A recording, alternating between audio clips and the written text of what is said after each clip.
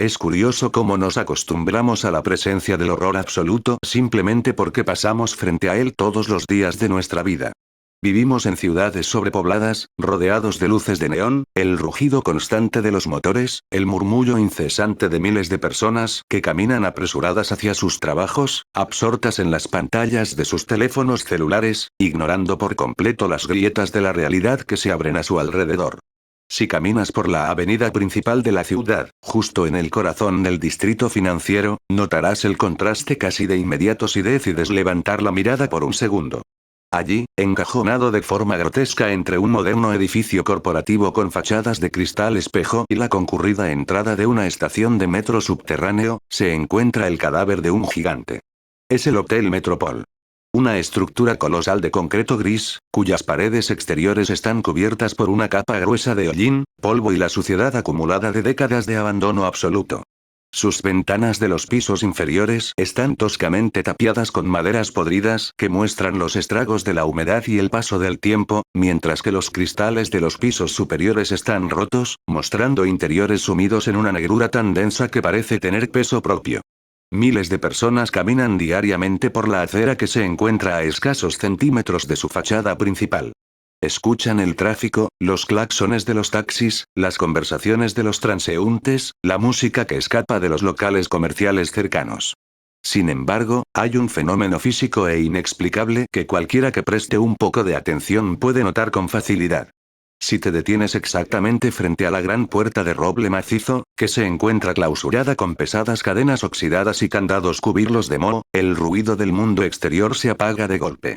Es como si el edificio proyectara una barrera invisible de silencio absoluto, un vacío acústico repulsivo que devora cualquier sonido de vida y lo reemplaza con un zumbido sordo que se instala directamente en el interior de tus oídos. Los ancianos que han vivido en el barrio desde mediados del siglo pasado suelen advertir a los más jóvenes que no se queden mirando la fachada del hotel por demasiado tiempo.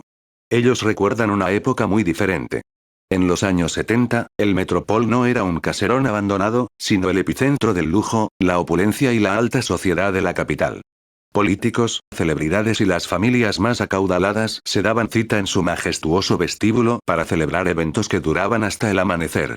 Todo en ese lugar destilaba riqueza, desde las alfombras importadas de Oriente hasta las inmensas lámparas de cristal que colgaban de los techos altos. Hasta que llegó aquella fatídica noche de invierno en el año de 1976.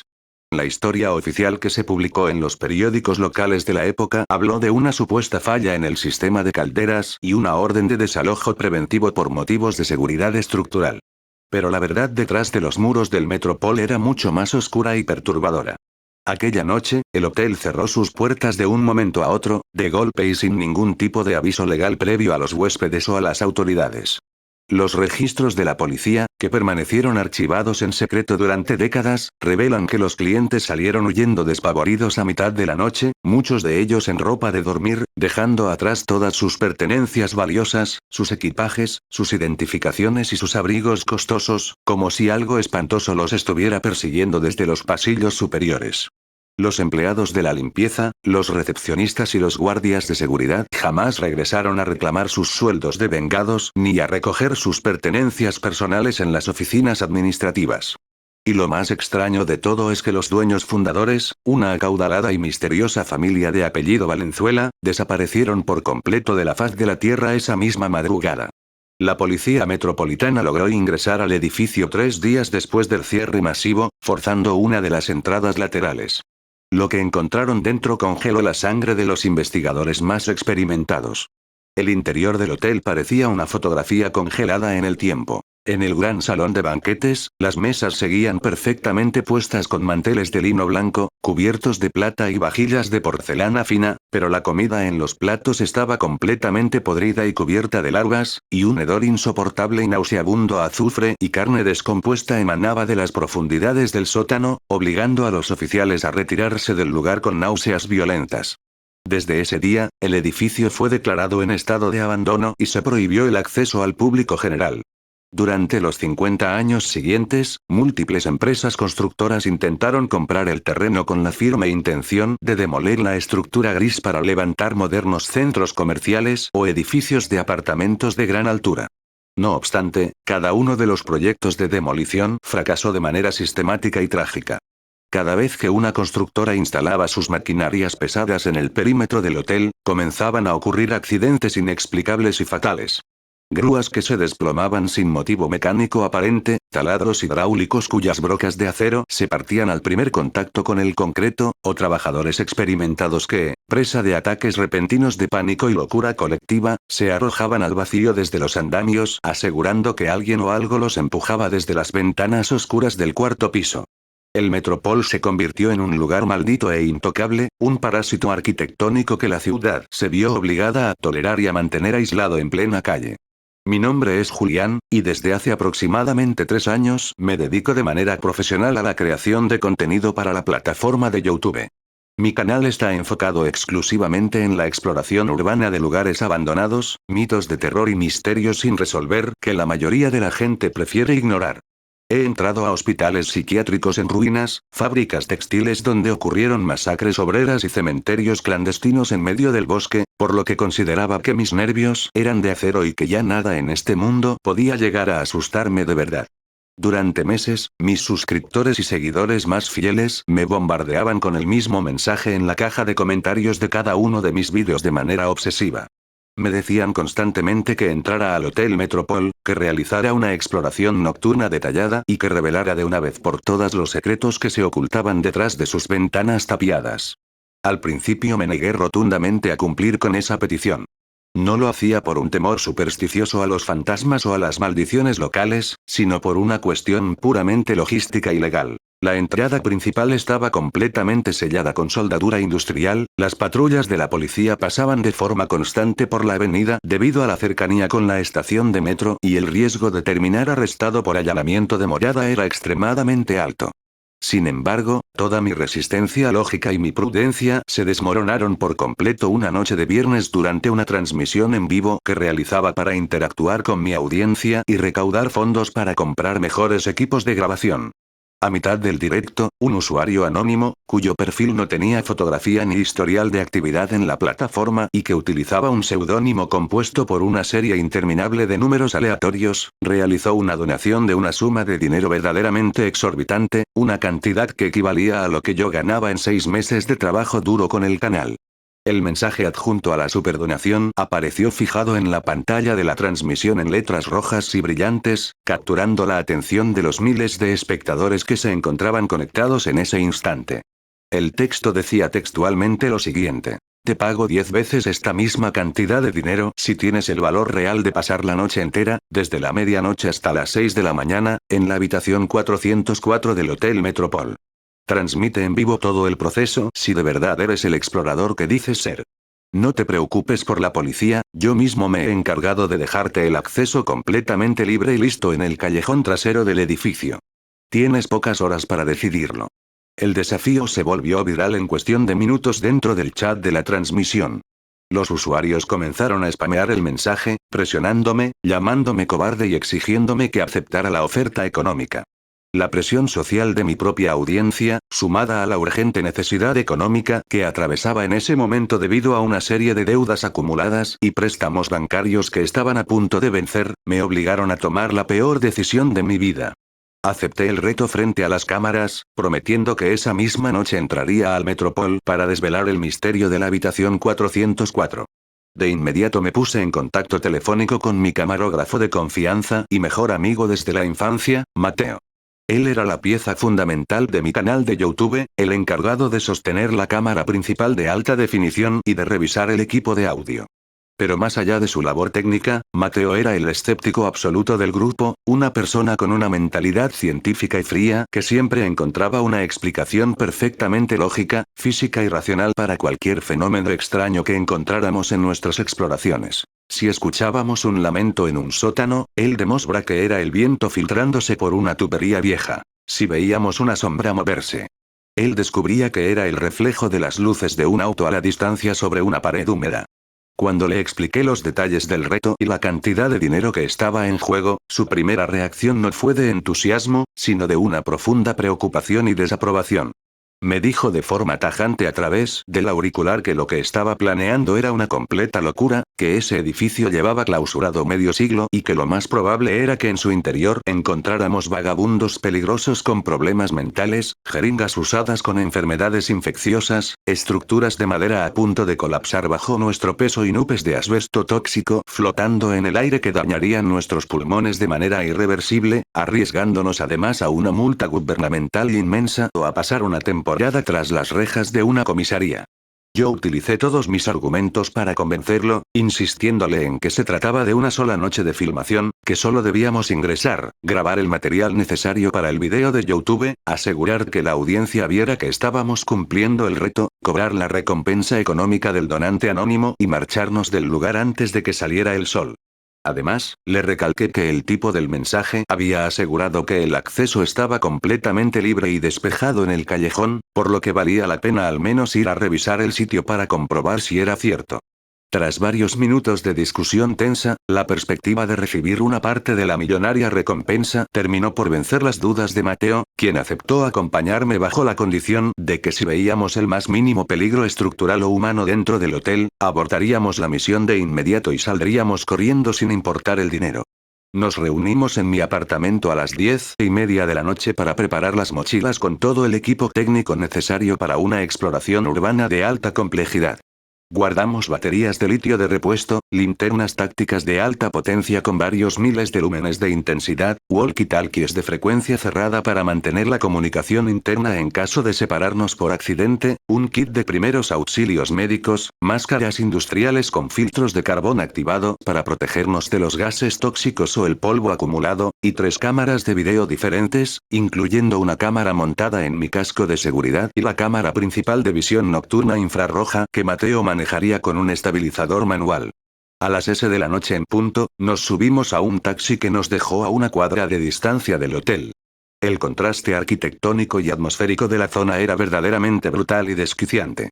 La avenida principal estaba rebosante de vida nocturna. Los carteles luminosos de los restaurantes de comida rápida y los cines iluminaban las aceras con tonos rojizos y azulados, los vehículos pasaban a gran velocidad levantando el viento de la noche y el ruido de la música de los bares cercanos llenaba el ambiente con una falsa sensación de seguridad urbana.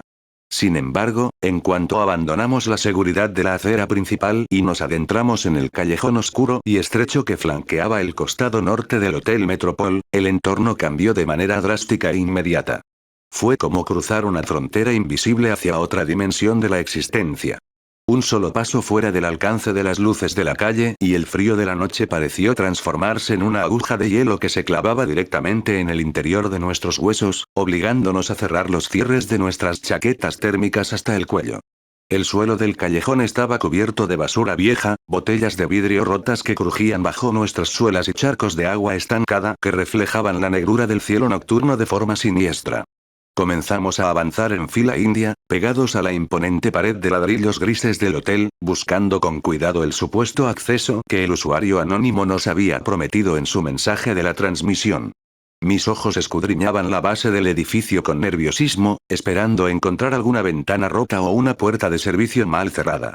Justo cuando comenzaba a pensar que todo el asunto de la donación había sido una broma pesada de un troll de internet para hacernos perder el tiempo en la madrugada, la luz de mi linterna de mano iluminó algo inusual en una de las esquinas más profundas y oscuras del callejón, justo detrás de unos contenedores de basura metálicos y oxidados. Se trataba de una de las pesadas rejillas de ventilación de hierro fundido que conectaba directamente con los sótanos inferiores del hotel. La rejilla, que normalmente debió haber estado fijada a los cimientos de concreto con enormes pernos de seguridad industrial, se encontraba completamente desatornillada, limpia de polvo en sus bordes y apoyada de manera vertical contra la pared de ladrillos, dejando al descubierto un agujero cuadrangular y oscuro que se adentraba en las entrañas de la tierra. Un aire extrañamente cálido, pesado y denso comenzó a soplar desde el interior de la apertura hacia nuestras caras de forma intermitente, como si el edificio estuviera respirando de manera pausada y agónica a través de esa pequeña ranura de ventilación. Ese aire no era normal. Tenía un olor muy particular que me revolvió el estómago al instante, una mezcla desagradable de alfombra vieja humedecida, encierro de 50 años, polvareda acumulada y algo más que no lograba identificar con claridad en ese momento, una fragancia sutil, dulce y nauseabunda que recordaba a la carne descompuesta que ha pasado días bajo el sol. Mateo se acercó al agujero, arrodillándose sobre el pavimento húmedo para apuntar con la cámara infrarroja hacia el interior del ducto de metal. Me miró de reojo con una expresión de profunda desconfianza y me susurró que alguien definitivamente había estado aquí abajo muy recientemente, ya que los bordes del concreto donde se apoyaba la rejilla no tenían marcas recientes de herramientas, sino que los pernos habían sido retirados con una precisión quirúrgica que resultaba antinatural. Tragando saliva para disimular el nudo de nervios que se estaba formando en mi garganta, le dije a Mateo que yo ingresaría primero para verificar la estabilidad del suelo del sótano y asegurar que no hubiera caídas peligrosas. Me coloqué la máscara de protección respiratoria con filtro, encendí la linterna de alta potencia acoplada a mi casco de seguridad, me acomodé la mochila en la espalda y, con mucho cuidado de no lastimarme con los bordes filosos del metal oxidado, deslicé mis piernas y mi torso hacia el interior del ducto de ventilación. El metal crujió bajo mi peso con un gemido agudo que retumbó en la estrechez del canal. Me deslicé boca abajo durante unos 2 metros hasta que mis botas de montaña tocaron una superficie firme. El suelo del sótano estaba cubierto por una alfombra densa de polvo acumulado por décadas que se levantó en una nube asfixiante, bloqueando temporalmente mi visibilidad a pesar del potente haz de la linterna. Mateo bajó inmediatamente detrás de mí, sosteniendo con firmeza la cámara principal y emitiendo un tosido ahogado por culpa de las partículas suspendidas en el ambiente.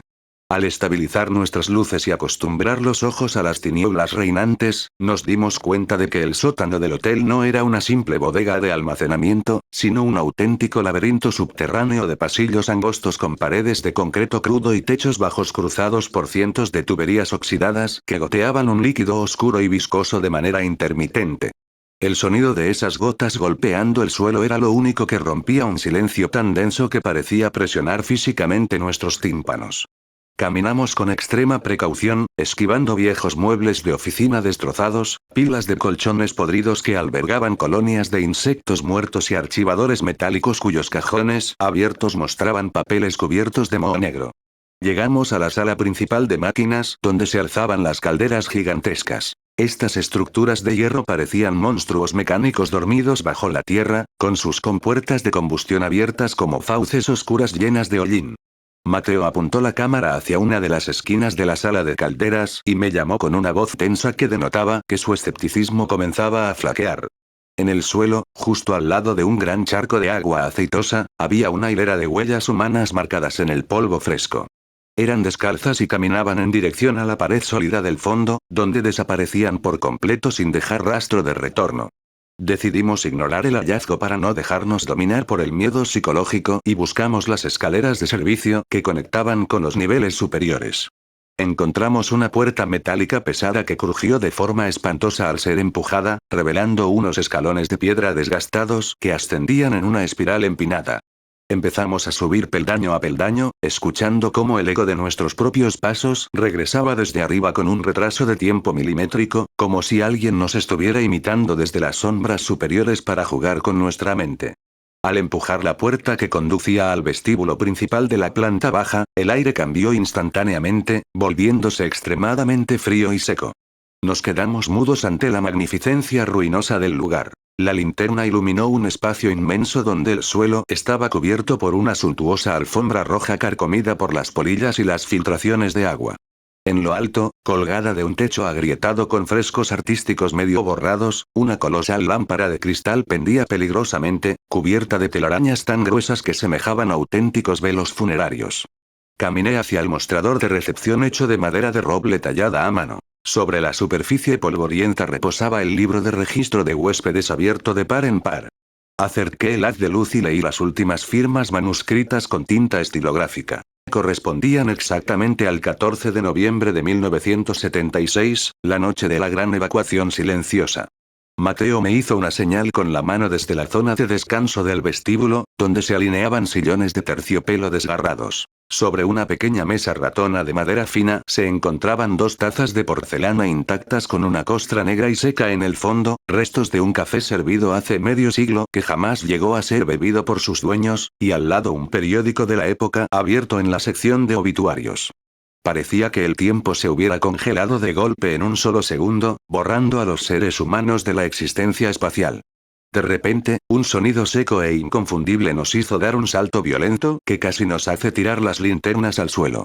Era el golpeteo rítmico y constante de teclas mecánicas. Clac, clac, clac, clac. El ruido provenía con total claridad desde la parte trasera del mostrador de recepción. Mateo giró el estabilizador de la cámara hacia esa dirección mientras mi corazón golpeaba con una fuerza brutal contra mis costillas, provocándome un dolor sordo en el pecho.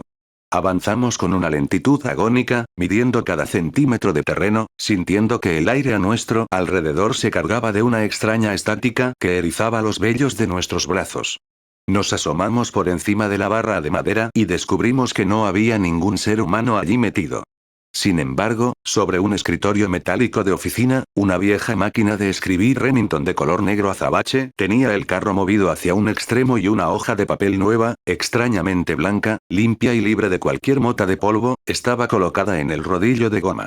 Nos inclinamos con horror para leer los caracteres tipográficos que acababan de ser impresos con tinta fresca que aún brillaba bajo la luz de la linterna. El texto mecanografiado decía textualmente: "Bienvenidos al Hotel Metropol. Sus habitaciones ya están listas para la eternidad.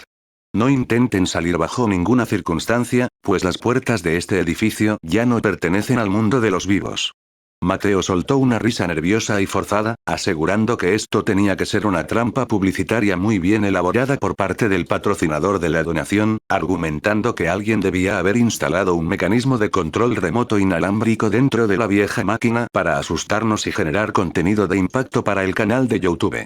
Yo asentí con la cabeza para intentar tranquilizarlo, aunque por dentro sabía perfectamente que una máquina puramente mecánica de los años 70 carecía de componentes electrónicos para ser automatizada de esa manera, y que además no habíamos escuchado el motor de ningún servomecanismo operando en la habitación. Decidimos ignorar la advertencia impresa y regresar de inmediato hacia la entrada trasera del callejón para evaluar si debíamos cancelar la filmación debido a las anomalías ambientales.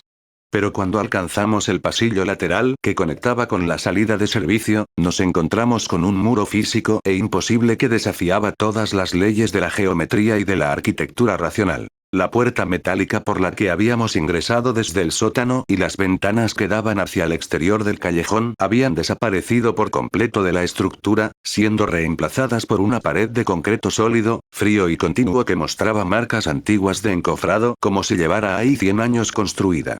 Mateo corrió hacia el muro en un estado de pánico frenético, golpeando la superficie con los puños cerrados hasta hacerse daño en los nudillos y gritando con desesperación que eso era físicamente imposible, que acabábamos de cruzar esa misma puerta hacía menos de 20 minutos y que la ciudad iluminada debía estar justo al otro lado de la pared. Intenté calmarlo tomándolo de los hombros, exigiéndole que respirara con calma y que mantuviera la cámara encendida para registrar todo lo que estaba ocurriendo, ya que si lográbamos salir de aquí, este material se convertiría en el video más visto en la historia de la plataforma. Le sugerí que nuestra única opción viable en ese momento era subir hacia los pisos superiores utilizando las escaleras de servicio traseras, pensando de manera lógica que desde los ventanales de los niveles más altos podríamos llamar la atención de la gente que caminaba por la avenida principal o de las patrullas policiales utilizando las señales estroboscópicas de nuestras linternas tácticas.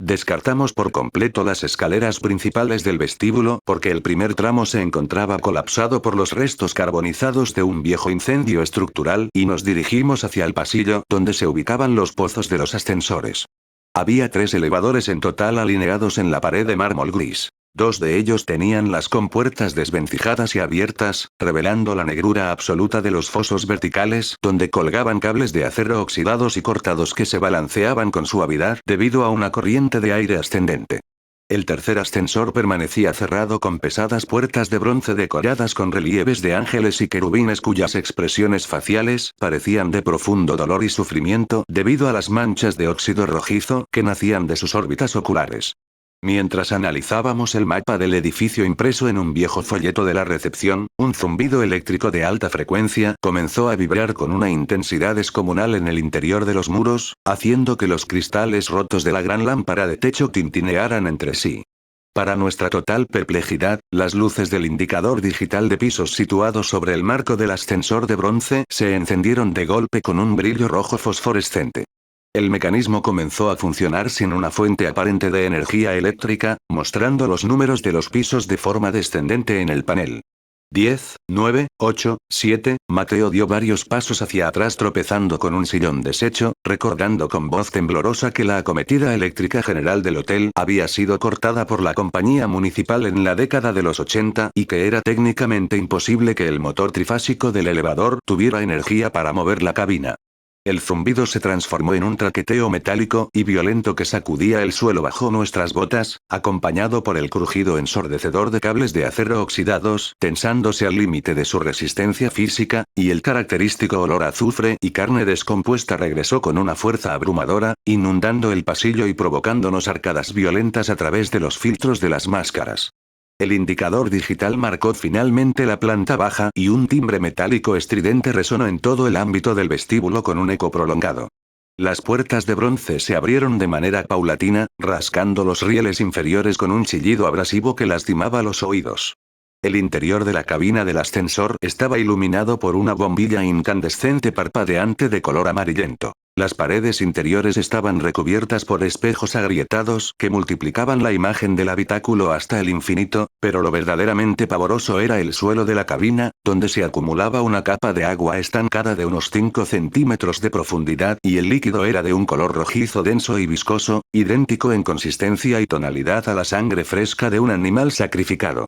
Del interior de ese cubículo oscuro emergió un sonido que congeló cada célula de nuestro cuerpo. No se trataba de un ruido mecánico o del rozamiento de las poleas, sino del murmullo sibilante de decenas de voces humanas susurrando al unísono desde el fondo del hueco.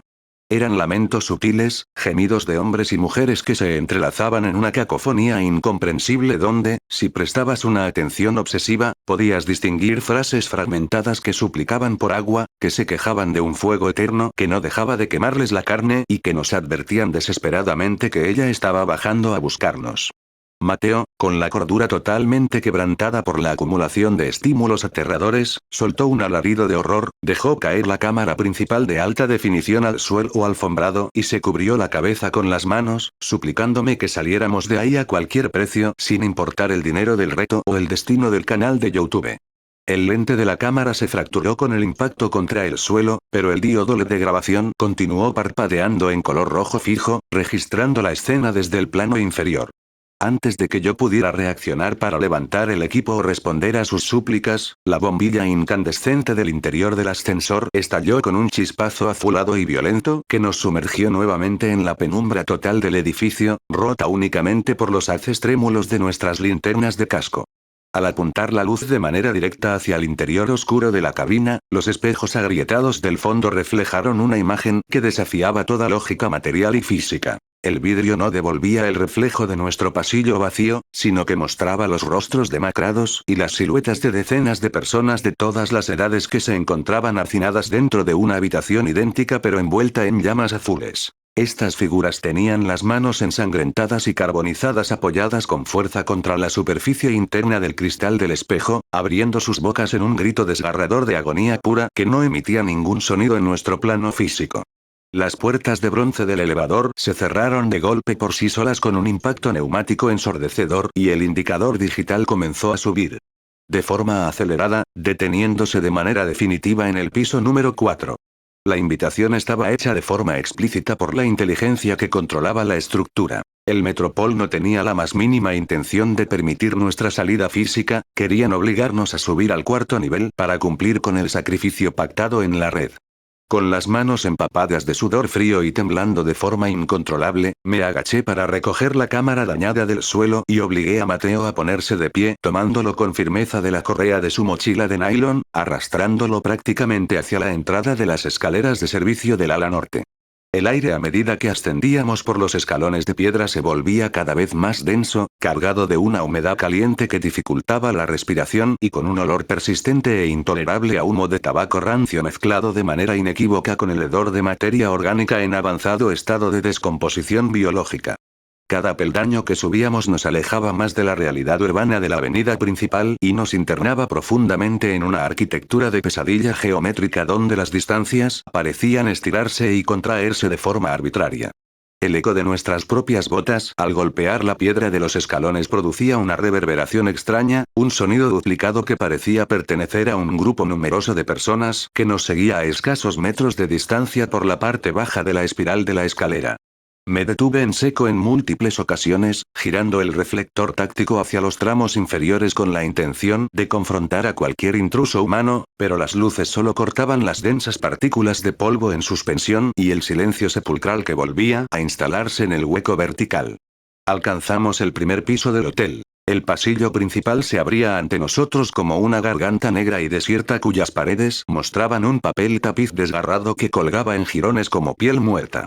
Las puertas de las habitaciones estaban numeradas con placas metálicas oxidadas donde apenas se distinguían los dígitos 101, 102 y 103. Todas se encontraban ligeramente entornadas, permitiendo vislumbrar interiores caóticos sumidos en una oscuridad impenetrable donde el haz de luz revelaba somieres de hierro carcomidos, mantas deshechas cubiertas de excremento de roedores y restos de maletas victorianas destrozadas. Continuamos el ascenso hacia el segundo nivel sin detenernos en ningún momento, tratando de bloquear mentalmente los ruidos sordos de pasos pesados y maderas crujientes que provenían del fondo de las habitaciones del primer piso. Mi mente racional intentaba aferrarse con desesperación a las variables lógicas del tiempo, buscando calcular cuántas horas faltaban para que la luz del amanecer pudiera filtrarse por la estructura, pero al revisar el reloj digital de mi teléfono celular, descubrí con espanto que la pantalla LCD parpadeaba mostrando caracteres hexadecimales corruptos antes de apagarse por completo con un sonido sordo. El dispositivo de Mateo experimentó exactamente el mismo fallo técnico, quedando la pantalla en un blanco fosforescente que luego se desvaneció a negro absoluto mientras emitía un pitido ultrasónico agudo que nos causó un dolor punzante en los oídos. Estábamos completamente aislados a nivel tecnológico, desprovistos de cualquier medio de comunicación o geolocalización dentro de una entidad arquitectónica que parecía absorber y neutralizar cualquier forma de energía artificial. Al poner un pie en el tercer piso del Metropol, el entorno físico sufrió una mutación drástica y profundamente perturbadora. Las paredes del corredor ya no mostraban la pintura descascarada de los niveles inferiores, sino que estaban completamente revestidas de un lujoso papel tapiz de terciopelo rojo damasco que se encontraba empapado de una sustancia líquida, viscosa y de un color negro brillante que brotaba activamente desde las uniones de los paneles, escurriendo de manera pausada hacia la alfombra como si el edificio estuviera sangrando internamente un petróleo denso y fétido. Mateo me sujetó del brazo izquierdo con una fuerza tremenda, hincando sus dedos en mi ropa mientras apuntaba con el dedo índice de su mano libre hacia el extremo lejano del largo pasillo. Allí, bajo la escasa e intermitente iluminación de la luna que se filtraba a través de un tragaluz circular sucio de grasa, se recortaba una silueta humana de espaldas a nuestra posición. Se trataba del cuerpo de una mujer alta que vestía un uniforme clásico de camarera de pisos idéntico al que utilizaban los empleados del hotel en la década de los 70, un atuendo de color azul claro con un delantal blanco perfectamente almidonado y libre de cualquier mancha de polvo. Tenía el cabello rubio recogido en un moño impecable y rígido, pero toda su estructura corporal permanecía en una inmovilidad absoluta, carente de los sutiles movimientos oscilatorios propios de la respiración de un ser vivo.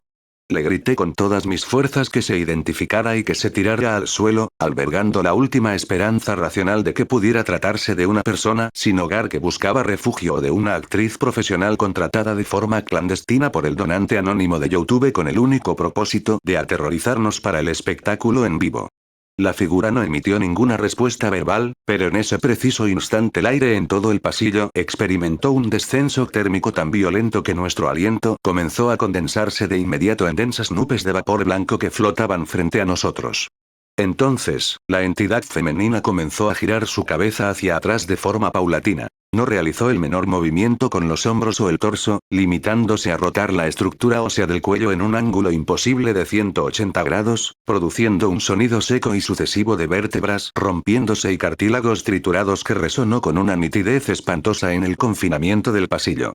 Cuando su rostro quedó completamente orientado hacia nuestras linternas, Mateo soltó un gemido desgarrador de puro pánico psicológico y cayó de rodillas sobre la alfombra húmeda, perdiendo el control de sus esfínteres por el terror extremo. La criatura que teníamos enfrente carecía por completo de rasgos faciales anatómicos. Su rostro era una superficie perfectamente lisa, de una tonalidad grisácea y muerta, sin órbitas oculares, sin fosas nasales y sin cavidad bucal, una masa compacta de tejido dérmico uniforme que vibraba de forma leve e interna como si por debajo de la piel se estuvieran desplazando miles de larvas de insectos necrófagos. La aberración levantó su brazo derecho con un movimiento mecánico y rústico, apuntando con su dedo índice huesudo de forma directa hacia el techo de madera, señalando inequívocamente el piso superior, justo un instante antes de disolverse en el aire denso, transformándose en una columna de humo negro y grasiento que desapareció por las rendijas del tragaluz.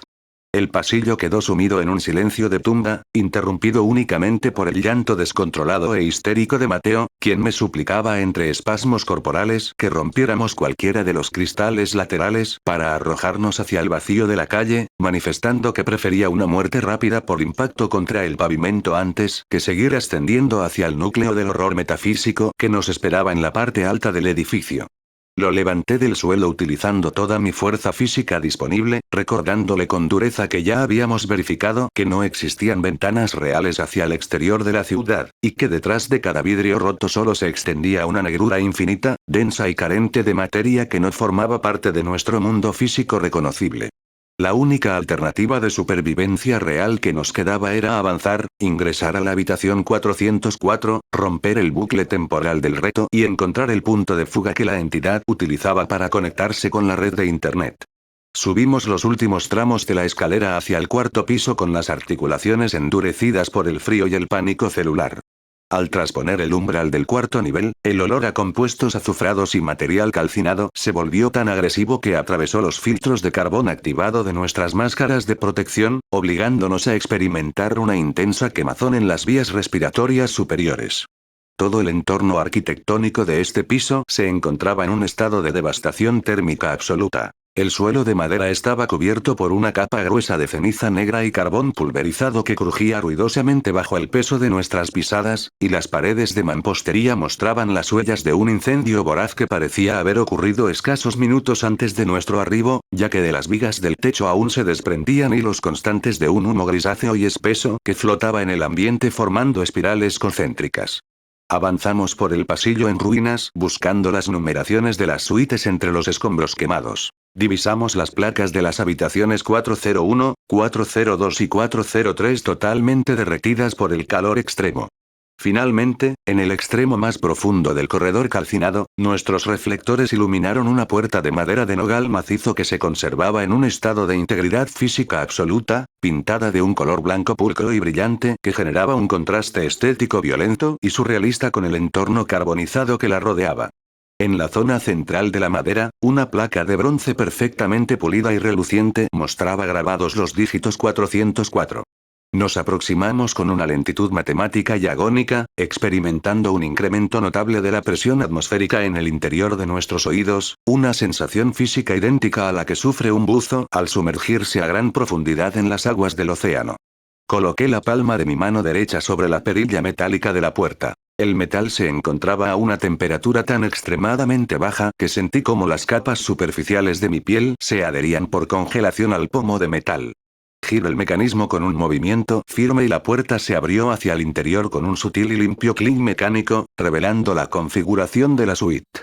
Al cruzar el umbral, descubrimos que el interior del espacio no guardaba relación alguna con la decadencia del hotel abandonado. Se trataba de una suite residencial de altísimo lujo decorada con un gusto exquisito propio de los años 70, con mobiliario de maderas finas barnizadas, una cama de matrimonio vestida con sábanas de seda de un color rojo carmesí brillante y una inmensa alfombra persa que cubría la totalidad del suelo. Sobre una mesa de noche de estilo francés, una lámpara con pantalla de pergamino emitía una luz halógena cálida y confortable, y a su lado reposaba una botella de champán importado en el interior de una cubitera metálica provista de cubos de hielo que aún no mostraban el menor signo de derretimiento. En la pared del fondo de la suite, un inmenso ventanal de vidrio templado ofrecía una panorámica perfecta y detallada de la avenida principal de la ciudad. Observamos con total nitidez el flujo constante de los automóviles con sus luces delanteras encendidas, los anuncios publicitarios de neón parpadeando en las fachadas de los edificios de enfrente y a decenas de transeúntes caminando de forma apresurada por la acera de hormigón. Escuchamos de manera nítida el murmullo amortiguado del tráfico urbano, los claxones de los vehículos y el sonido ambiental de la vida nocturna de la superficie. Mateo corrió hacia el ventanal con una expresión de alivio infinito dibujada en sus facciones, creyendo de forma ingenua que la pesadilla geométrica del hotel había concluido y que habíamos retornado de forma automática al plano de la realidad física y segura. Comenzó a golpear el vidrio templado con las palmas de sus manos abiertas, gritándole a las personas que caminaban por la parte inferior que nos miraran y que llamaran a los servicios de emergencia, pero ninguna de las figuras del exterior modificó su trayectoria ni levantó la mirada hacia nuestra posición. Continuaban su avance como si fuéramos espectros invisibles, existiendo en una frecuencia temporal distinta. Me aproximé al cristal para analizar la situación con mayor rigor y un escalofrío helado recorrió cada vértebra de mi columna al detectar una anomalía óptica espantosa en el reflejo de la superficie vidriada. Las personas que se desplazaban por la acera de la avenida no poseían anatomía facial alguna. Eran proyecciones tridimensionales de siluetas grises, lisas y desprovistas de órganos, idénticas a la entidad de la camarera del tercer nivel. Los automóviles que circulaban por la calzada carecían por completo de conductores en sus interiores y los paneles luminosos de los edificios de enfrente no mostraban publicidad comercial, sino que repetían una y otra vez la misma frase en letras de un rojo fosforescente que decía que estábamos atrapados para siempre en la arquitectura del Metropol. Todo lo que nuestros ojos observaban a través del ventanal era una simulación holográfica hiperrealista generada por la inteligencia del edificio con el único propósito perverso de quebrar nuestra resistencia psicológica y destruir los últimos vestigios de nuestra cordura. En ese mismo instante, la pesada puerta de nogal de la suite se cerró a nuestras espaldas con un impacto violento que sacudió los muros de la habitación y el pasador de seguridad de acero se deslizó de forma automática con un chasquido metálico definitivo. La iluminación cálida de la lámpara de pergamino mutó de golpe a una tonalidad roja intensa y estroboscópica que distorsionaba las dimensiones espaciales de la suite, y el líquido de la cubitera de bronce comenzó a hervir de forma tumultuosa, desprendiendo un vapor denso y negro que saturó el ambiente con un olor intolerable a carne humana en descomposición. El suelo de la suite comenzó a registrar una vibración sísmica de alta intensidad y de la parte inferior de la estructura de madera de la cama matrimonial empezó a brotar una masa gigantesca e informe de cabello humano de color negro azabache, un cabello largo y lacio que se expandía a gran velocidad sobre la alfombra persa, desplazándose hacia nuestra posición con movimientos ondulatorios autónomos que denotaban una biología parasitaria y consciente. Mateo intentó desesperadamente fracturar el vidrio del gran ventanal utilizando el cuerpo metálico de la cámara de video como mazo, pero el cristal reaccionaba como si fuera una plancha de acero blindado. Cada impacto violento solo producía un sonido sordo y seco que no dejaba la más mínima hendidura o marca de fractura en la superficie transparente. La masa de cabello negro alcanzó la posición de Mateo, enredándose de forma instantánea y con una presión tremenda alrededor de sus tobillos y pantorrillas mediante nudos complejos que parecían guiados por una voluntad inteligente. Mateo perdió la estabilidad física y cayó pesadamente de bruces sobre el suelo, soltando un grito de dolor absoluto mientras las fibras capilares comenzaban a traccionar de su cuerpo con una fuerza mecánica descomunal, arrastrándolo de forma inexorable hacia el espacio oscuro situado debajo de la cama.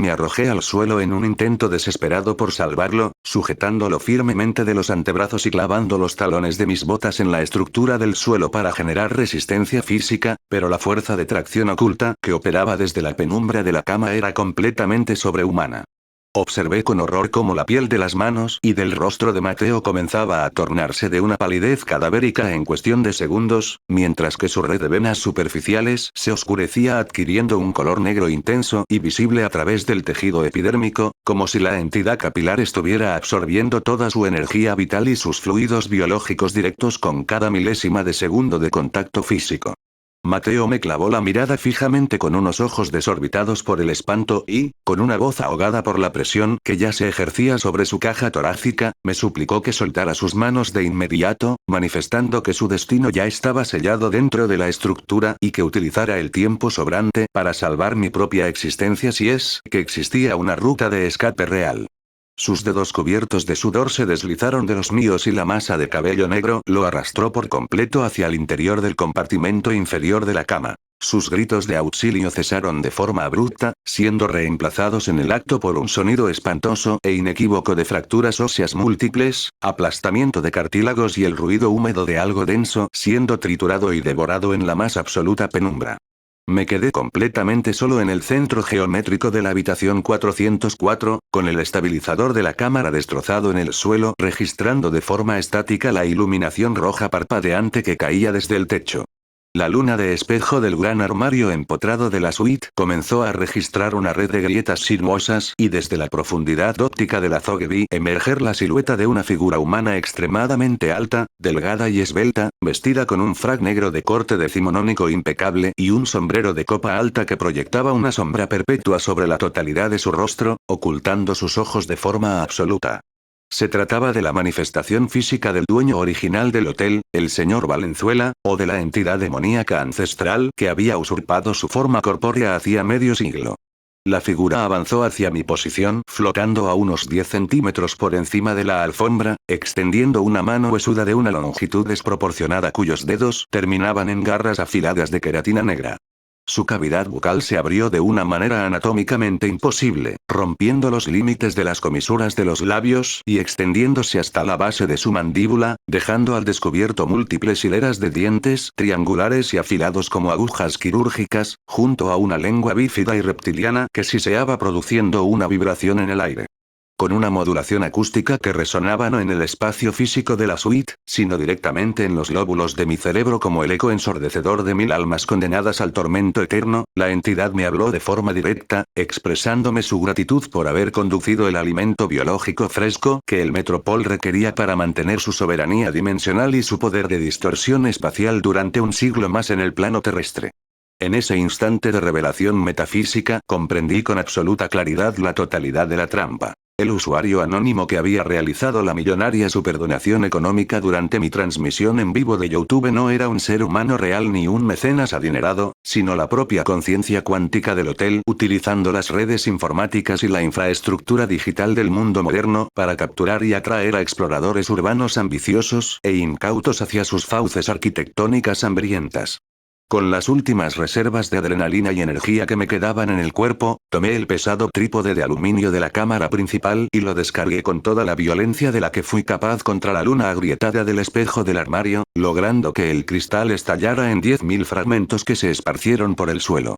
Un alarido de dolor inhumano y agudo resonó en el interior de mi cabeza mientras la silueta del hombre del sombrero de copa se desvanecía temporalmente debido a la destrucción de su anclaje óptico en nuestro plano físico. Aproveché ese milisegundo crucial de desorientación de la entidad para correr hacia la puerta de salida de la suite, embistiéndola repetidamente con todo el peso de mi hombro izquierdo hasta que la madera de nogal, debilitada internamente por la distorsión del espacio, cedió con un crujido seco y salí despedido rodando hacia las cenizas del pasillo del cuarto piso. No dediqué un solo segundo a mirar atrás. Inicié una carrera frenética por el corredor carbonizado mientras el suelo de concreto detrás de mis talones comenzaba a fracturarse y a desplomarse hacia un abismo infinito cubierto de lenguas de fuego azul y cenizas incandescentes flotantes. Descendí por las escaleras de servicio a una velocidad totalmente suicida, saltando tramos completos de escalones en medio de una oscuridad absoluta debido a que las linternas tácticas de nuestros cascos se habían fundido por la radiación electromagnética de la suite. Escuchaba con total nitidez cómo desde los pozos abiertos de los ascensores las almas de las víctimas anteriores del hotel me llamaban por mi nombre de pila con voces distorsionadas, suplicándome que detuviera mi huida y que me uniera a ellas en la comunión del dolor eterno del edificio, pero bloqueé mis canales auditivos presionando con fuerza mis manos contra las orejas y continué el vertiginoso descenso hacia los niveles inferiores del subsuelo. Al alcanzar la planta del sótano, el aire caliente, denso y con olor a putrefacción orgánica me golpeó el rostro con violencia, actuando como una guía olfativa que me condujo en la penumbra de regreso hacia el estrecho conducto de ventilación por el que habíamos ingresado horas atrás. Me introduje de cabeza en el interior del ducto metálico, arrastrándome con las uñas y los codos sobre las láminas oxidadas mientras sentía de forma física como una serie de manos invisibles, frías y dotadas de garras delgadas, intentaban sujetarme con firmeza de los tobillos desde el interior de la sala de calderas, desgarrando el tejido técnico de mis pantalones de montaña con furia desesperada. Con un último impulso sobrehumano que agotó la totalidad de mis capacidades musculares, logré proyectar la mitad superior de mi cuerpo hacia el exterior del callejón lateral, cayendo de forma pesada e impactando contra el pavimento de hormigón frío de la acera real iluminada por las farolas urbanas. Permanecí tendido sobre el suelo del callejón durante un lapso prolongado de tiempo, hiperventilando y asimilando el aire limpio de la atmósfera exterior mientras escuchaba el sonido maravilloso e idílico del tráfico vehicular real que circulaba a escasos metros de mi posición en la gran avenida. La luz del sol comenzaba a despuntar por el horizonte oriental de la ciudad, tiñendo el firmamento de una tonalidad anaranjada y limpia que disipaba de forma paulatina las sombras densas de la arquitectura urbana. Me incorporé con suma dificultad, con el cuerpo entero cubierto de laceraciones superficiales, hematomas severos, ceniza negra y restos de una sangre viscosa que no pertenecía a mi propio organismo, y fijé la mirada una vez más en la fachada imponente del Hotel Metropol. El edificio continuaba allí, perfectamente estático, gris, silencioso y aparentemente inofensivo, con sus ventanas inferiores toscamente tapiadas por maderas viejas que parecían burlarse de mi supervivencia física. Ninguno de los transeúntes que caminaba por la acera en esa mañana parecía percatarse de mi estado físico deplorable. Caminaban a mi lado con prisa para ingresar a la estación de metro o llegar a sus oficinas corporativas, ignorando de forma absoluta el hecho de que a escasos metros de sus trayectorias rutinarias, mi mejor amigo había sido desintegrado y devorado por una aberración hambrienta del pasado.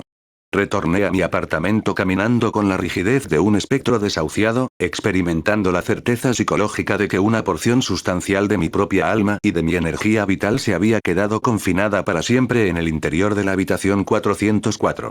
Cuando encendí mi terminal de computadora para examinar los archivos de video que se habían respaldado de forma automática en la nube digital durante los primeros compases de nuestra transmisión nocturna, descubrí con horror que el archivo de video se encontraba severamente corrupto por interferencias magnéticas, mostrando únicamente un patrón estático de líneas grises y una pantalla negra donde solo se percibían nuestros gritos de auxilio distorsionados por un ruido de fondo ultrasónico. Sin embargo, en la sección de comentarios del enlace del video, que jamás llegó a ser de acceso público, figuraba un único mensaje de texto publicado recientemente por un usuario carente de nombre y sin fotografía de perfil asignada. El comentario contenía una única frase escrita con precisión tipográfica que me ha privado del sueño de forma definitiva desde esa madrugada y que me compele de forma obsesiva a inspeccionar el espacio inferior de mi cama cada noche antes de intentar conciliar el sueño en la oscuridad de mi alcoba. La sentencia escrita decía textualmente que el contrato millonario no se había ejecutado de forma correcta debido a que no permanecí la noche entera en el interior de la suite asignada, y que muy pronto, la administración del Hotel Metropol enviaría el cuerpo biológico de Mateo a mi propio domicilio particular con el único propósito de efectuar el cobro de la deuda de sangre pendiente en el plano de los seres vivos. En la actualidad transcurro las horas del día y de la noche recluido por completo en el interior de mi habitación, con todas las luces artificiales encendidas al máximo de su potencia, monitoreando de forma paranoica el tic-tac del reloj de pared y experimentando un pánico visceral ante la posibilidad inminente de que el zumbido eléctrico de alta frecuencia comience a vibrar en el interior de mis propios tabiques de yeso, anunciando con su presencia que el ascensor de bronce del Metropol ha localizado mi coordenada residencial para transportarme de regreso al lugar exacto donde las almas sufren y los susurros no poseen eco.